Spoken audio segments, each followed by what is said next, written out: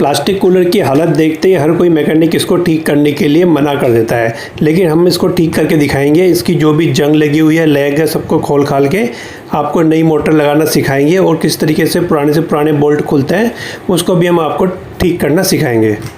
Motor की हालत देखते ही हम पहली बार में समझ गए थे कि आसान काम नहीं है, क्योंकि इसके जो बोल्ट वगैरह हैं सारे गल चुके हैं। जो भी बोल्ट खोलते हैं वो हमारी टॉमी में से स्लिप हो जाते हैं। जैसे ही 8 नंबर की टॉमी इस पर लगाते हैं तो स्लिप हो जाती है और बोल्ट पूरा छोटा हो जाता है, तो इस वजह से उसमें पकड़ कमज़ोर हो जाती है। अब ये किस तरीके से रिपेयर होगा, किस तरीके से नई मोटर लेगी, बहुत ही चैलेंजिंग काम है। सबसे पहले हमने इसको यहाँ पे खोलने की कोशिश की, ये नहीं खुला।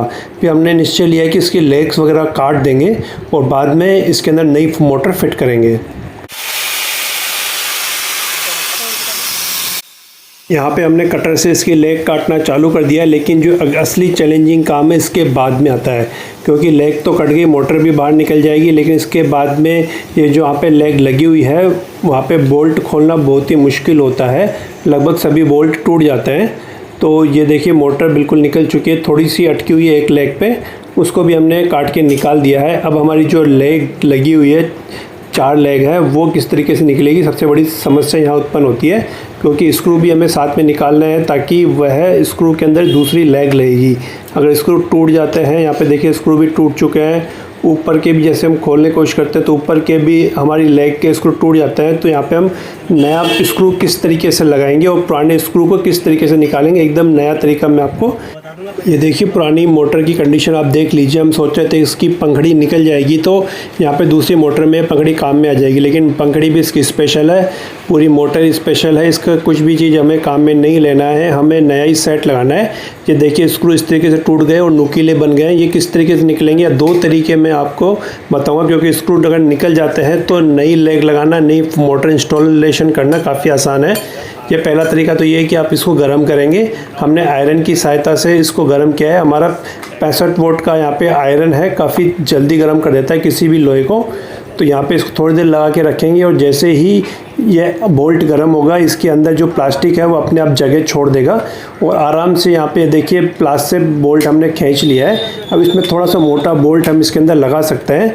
और एक दूसरा तरीका मैं आपको दिखाता हूँ। यदि आप देखिए माचिस से इसको गर्म कर लीजिए, यहाँ पे तिल्ली की सहायता से हमने इसको थोड़ी देर तक, यानी 2 तिल्ली आप इसके अंदर जलाओगे तो यह बोल्ट गर्म हो जाएगा और प्लास्टिक में अपनी जगह छोड़ देगा। ये देखिए दिए की तरह ये हमारी प्लास्टिक भी जल रही है, लेकिन कोई फ़र्क नहीं पड़ता है। हमें सिर्फ बोल्ट को गर्म करना था, तो ये कंटिन्यू गर्म हो रहा है। तो जैसे हमने प्लायर की सहायता से बोल्ट को घुमाया है तो नरम पड़ी हुई प्लास्टिक आसानी से बोल्ट को छोड़ देती है और बोल्ट धीरे धीरे करके बाहर खुलने लगता है। तो एक बहुत ही अच्छा तरीका है बोल्ट खोलने का। मुझे भी काफ़ी दिनों बाद में पता चला, पहले पता चल जाता था। हम इस तरीके से नुकसान नहीं करते पुराने कूलर का। तो ये पुराने जो प्लास्टिक के कूलर होते हैं वो भी आसानी से हम यहाँ पे नई किट लगा के इसको चालू कर सकते हैं। देखिए पूरा बोल्ट निकल चुका है, दूसरा बोल्ट भी आसानी से लग जाएगा।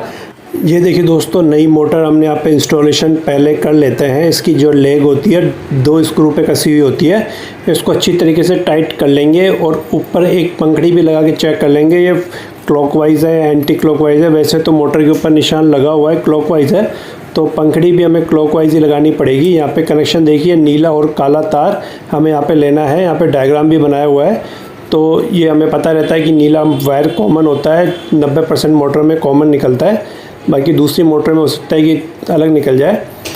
ये देखो तीनों लेग लग चुकी है और ऊपर एक पंखड़ी भी लगा दी है। और हाई स्पीड के लिए नीला और काला, नीला तो हमेशा हम कॉमन रखना है, इसको नीले को तो बिल्कुल भी नहीं छेड़ना है। और साथ में काला लगाते हैं तो फुल स्पीड आती है, रेड लगाते हैं तो स्लो स्पीड आती है।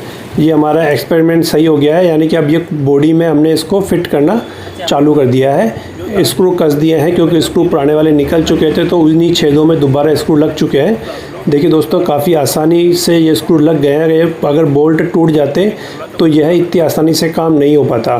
तो हमने एक ऐसा कूलर रिपेयर कर दिया है जो काफ़ी मुश्किल था। ये देखिए बीच के अंदर, रिंग के अंदर एक बोल्ट लगा हुआ है। अगली बार जब कुछ भी प्रॉब्लम आएगी तो हमें पूरा कुछ भी नहीं खोलना है, बस ये रिंग ढीली करनी है और मोटर बाहर आ जाएगी। ऊपर तो आपको 2 इसके अंदर स्विच दिखेंगे, एक स्विच दिखेगा 4 पोल का, यानी कि उसमें 4 टांगें निकली रहेगी, उसके अंदर मोटर की वायर कनेक्ट होती है, और जिसमें 2 पोल होते हैं उसके अंदर पंप की वायर कनेक्ट होती है। ये दोनों हमने कर लिया है ताकि स्पीड को कम ज़्यादा कर सके। तो ये क्रॉम्पटन की मोटर थी, तो अच्छी मोटर थी, स्पीड को कम ज़्यादा कर लेती है। तो दोस्तों आज का वीडियो सिर्फ इतना सा ही। वीडियो कैसा लगा, कुछ भी प्रॉब्लम आए तो आप हमें कमेंट्स करके पूछ सकते हैं। वीडियो देखने के लिए बहुत बहुत धन्यवाद।